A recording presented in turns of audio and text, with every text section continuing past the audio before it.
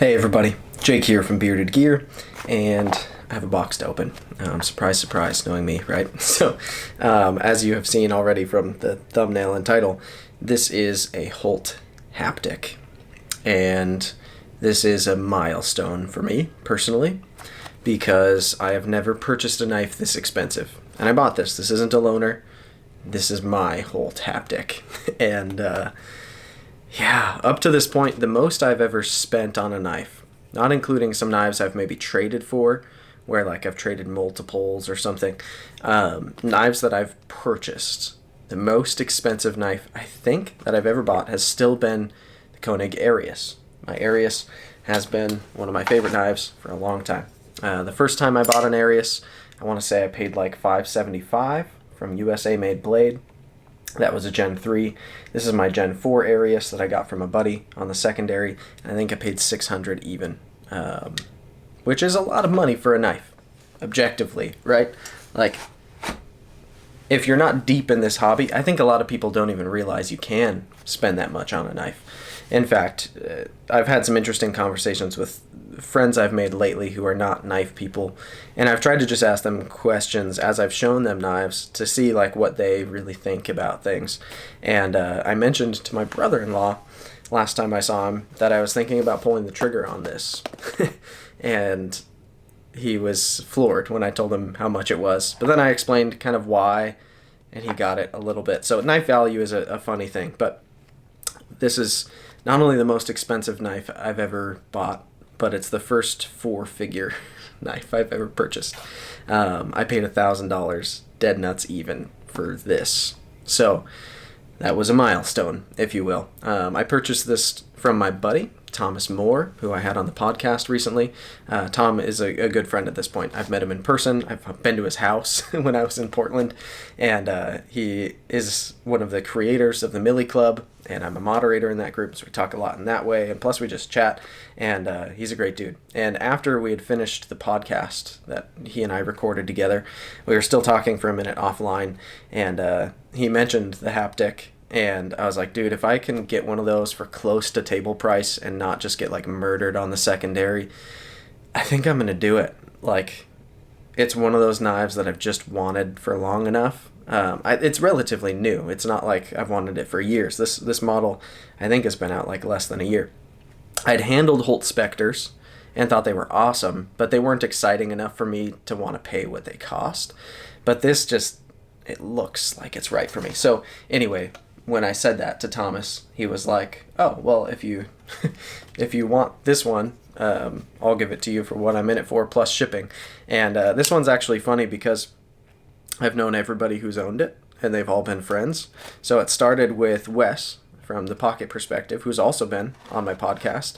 And then it went to Jason, also from the Millie Club, who's also been on my podcast. And then it went to Tom. And so he's also been, it's like, everybody who's owned this knife has been on my podcast, which is kind of hilarious. I didn't necessarily plan that, but it feels nice for me to be buying like this milestone knife, not only from a buddy, but for it to have come from a couple of buddies, frankly. And yeah, makes me less skeptical too about what condition it's going to be in and all that fun stuff. So, got some paper towels. Get that out of here. And we have the Holt. So there's a decent chance, if we're being totally honest, that I'm going to end up feeling a little bit let down by how expensive this knife is in comparison to the quality of it. But I've held Spectres, like I said. They felt phenomenal. Like, the quality was there. I think the design just didn't really speak to me. I don't know. It's a dangerous thing, though, when you like get a Grail, if you will. And this, I think in the most true sense of the word, has kind of done a Grail. So, apparently he full on like kept the wrapping paper. Maybe I should do that. Now we've got a red box in there. Holt Blade Works. Their symbol is, of course, the lion. Yeah, I don't know too much about Holt, if I'm being totally honest. They've never really, because they only made the Spectre, at least that I'm aware of, they've never super been on my radar. I've always thought they were cool, but never felt the need to like get one of my own. So there's the sticker. There's that Holt Blade Works sticker. Man, there's a lot of stuff in here. What the? There's this Holt Blade Works card, and it's got this little NFC logo on it. I think that means you can like tap it and something will come up. Is that true? Am I crazy? It has a symbol on it. It's not working on my phone. Maybe I'm crazy. Oh, it did it when I put it up by like the speaker. Open in Safari. Let's see what happens. That's crazy. Come on. Here we go. Yeah, look at this. Takes you to a Holt website.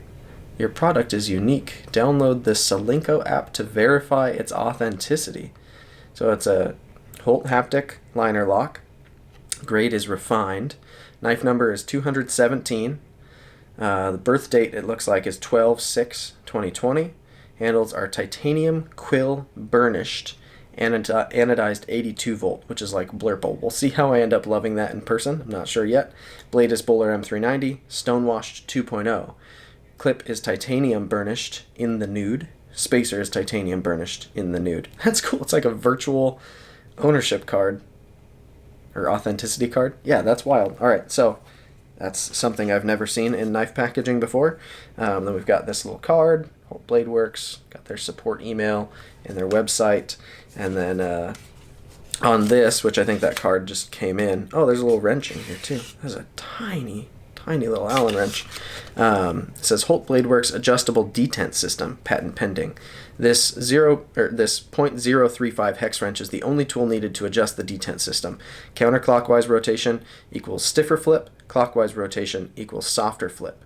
Please do not remove the detent system from the knife. Altering the placement may affect the action and lockup of your knife. So you can adjust the detent. That's different as well. All right. It's already different in unboxing than any other knife I've gotten. So the fact that it's this expensive, at least there's something kind of showing for it. Holy balls, this is pretty rad. So I wasn't sure how blue or how purple this would look in person. It honestly really looks like both. And purple is not my style, but blurple I might be able to get behind. Plus with this being a really out there knife, being the most expensive knife I've ever owned, I feel like it might be kind of warranted for it to have a different, slightly wild color. It's kind of like, in my mind, if you're buying like a Honda Civic, you shouldn't get lime green. I just don't think that's an appropriate color choice on a car like that. But if you're buying a Lamborghini Aventador, you should get lime green. Or a Porsche GT3 RS. Like if you're getting a very special exotic car or a race car, it can be okay to get bright orange or neon green or purple, whatever you want. Like, I think those colors make a little more sense. Is it maybe a little douchey? Sure, you could make that argument, but at a certain class, I think it's okay to like be loud with the color when the car choice itself is really loud. And this knife choice is kind of loud to me. I don't know, it's all relative, but let's pull this out of here and see what we are working with. All right, so first of all, this milling is gorgeous, and it feels smoother than I thought it would, looking at it in pictures. I like the finishing on the clip and the backspacer and the pivot. All the hardware is this, like, I think they called it the burnished titanium. So you've got it on the pivot there, on the clip there, on the backspacer there. Yeah, right out of the box, I'm not mad at this color. What's cool too is I'm positive that in a few minutes I'm going to walk out there and I'm going to show my daughter this knife, and she's going to be really excited because she has told me lately that I should get a purple knife, and yeah, she's going to be stoked about this. So on the top of the blade right there, you can see it's stamped M390. It's a cool place to put it. All right, let's give it the first flip. See how it is.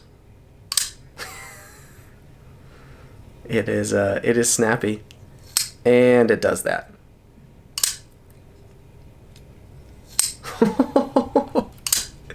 So up to this point, the most ridiculously drop-shutty knife I've ever held. I mean, I've held Spectres, so I guess those feel about like this, but for one that's been like in my possession, that hasn't been just like for a moment handling it out of my buddy's pocket. It's been the CKF 523 is the one, like, experience-wise that's been, oh man, I can't get enough of that. That has been the most drop shutty. Let's see if there's any play. Here's a slightest hint of side to side. Also didn't realize that this was going to be a hollow grind, and I'm stoked that it is now that I'm feeling it, because that feels great. Look at this blade. So I feel like for my preferences, this knife makes a lot of sense. Other than it not having a hole for deployment, of course I'd love that. This blade shape is right up my alley. This size is right up my alley. Holy balls, these ergos are right up my alley. And then there's a few things about it that aren't really right up my alley, like the color. I guess if you want to say flipper-only knives aren't usually right up my alley, but goodness, that is bananas. And everything is so detailed on it. Even internally, I just noticed, looking inside, the internal milling is beautiful. You've got the liner that's nested. It's really just a skinny little bar that's set in that does not take up this whole side of the knife. Behind it, there's these like triangle shapes milled out. And then on the show side, it's this whole giant pocket that's milled out. And there's like design work in it. Man, that is stunning. The clip mounts internally. The way that this backspacer nests the blade in. The only other knife I've seen that on recently has been the Wii Mini Buster, the Snex design. It's got that backspacer that the tip nestles down in. This is perfectly centered. There's not a mark on this knife. Oh, man. Yeah, this is another level. And it feels like it. This is crazy. Yeah, my daughter's going to be stoked about this color. I can't wait to show her. All right, well, there will be a first impression soon. This is my Holt Haptic in 82 volt anodization, blurple, if you will, and M390. Holy crap, this is legit. All right, I guess we're calling it there. Thanks for checking it out with me, guys. I'll see you on the next one.